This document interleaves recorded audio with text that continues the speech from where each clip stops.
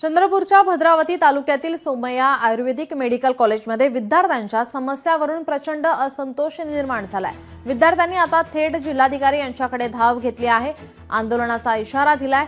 कॉलेजचा अनागोंदी कारभार, सुविधांचा अभाव, प्राचार्य आणि शिक्षक पद रिक्त असल्याने विद्यार्थ्यांमध्ये तीव्र नाराजी आहे। शिष्यवृत्ती तत्काळ मिळावी आणि फीच्या तगाद्यावर नियंत्रण आणावं अशी मागणी त्यांनी जिल्हाधिकारी यांच्याकडे केली आहे। अन्यथा उपोषण करण्याचा इशारा देखील विद्यार्थ्यांनी दिला आहे। आमचे chairman sir Pandurang Ambatkar sir यांचे म्हणणं आहे की सेकंड इयरची फी तुम्ही आता जून 25 मध्ये म्हणजे 6 महिन्यानंतर 6 ते 8 महिन्यानंतरच सेकंड इयरची फी भरा म्हणून म्हणत आहे। काहींची परिस्थिती ठीक आहे, काहींची परिस्थिती ठीक नाही आहे आणि हे तसं पण इल्लीगल आहे। तर आम्ही फी कसं भरणार ना? सेकंड इयरची फी फर्स्ट इयर मध्ये आमचं रिझल्ट नाही आलेलं आहे, यूटी पास आउट नाही झालं, फेल झालं तर मग काय?